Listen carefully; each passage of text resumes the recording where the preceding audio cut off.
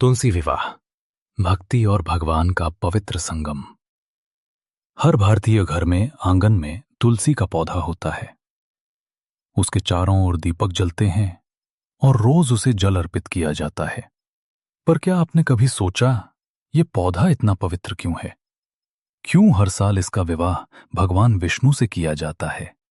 आज हम जानेंगे तुलसी विवाह की वो कथा जहां प्रेम, भक्ति और त्याग तीनों एक साथ मिलते हैं। बहुत समय पहले धरती पर एक महान पतिव्रता स्त्री थी, वृंदा। वो असुरराज कल्या की पुत्री और राक्षस राज जलंधर की पत्नी थी। वृंदा ने अपने पति के लिए ऐसी तपस्या की कि कोई भी देवता उसका सामना न कर सका।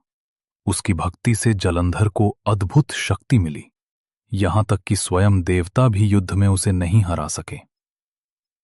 जब जलंधर ने अपनी शक्ति का दुरुपयोग करना शुरू किया, देवताओं ने भगवान विष्णु से प्रार्थना की। विष्णु ने साधु का रूप धारण किया और वृंदा की भक्ति की परीक्षा लेने पहुंचे।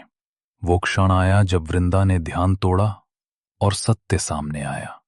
वृंदा ने देखा उसके पति का रूप सामने खड़ा है, पर वो जलंधर नहीं थे, वो स्वयं विष्णु थे। वृंदा की आंखों में अश्रु थे।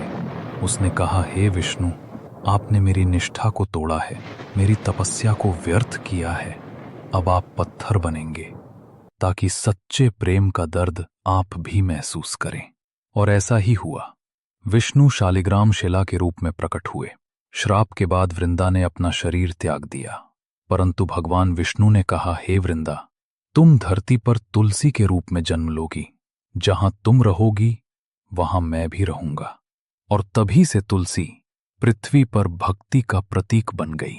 समय बीतता गया और एक दिन भगवान ने कहा, वृंदा, अब समय आ गया है कि तुम्हारा विवाह फिर से हो। हर वर्ष देवउठनी एकादशी के दिन तुलसी का विवाह भगवान विष्णु के शालिग्राम रूप से किया जाता है। ये केवल एक रस्म नहीं, ये भक्ति और भगवान के मिलन का उत्सव है। आपको जानकर आश्चर्य होगा, तुलसी विवाह के दिन से शुभ विवाहों का मौसम शुरू होता है। तुलसी के बिना कोई पूजा पूर्ण नहीं होती। तुलसी विवाह करने से घर में समृद्धि और शांति आती है, और यही कारण है कि इसे भक्ति का विवाह कहा जाता है। तुलसी विवाह हमें सिखाता है सच्चा प्रेम, भक्ति और समर्पण रूप से नहीं, भाव से होता है। तुलसी के हर पत्ते में वही शक्ति है जो भक्ति के आंसुओं में होती है। और जहां तुलसी है, वहां भगवान स्वयं निवास करते हैं।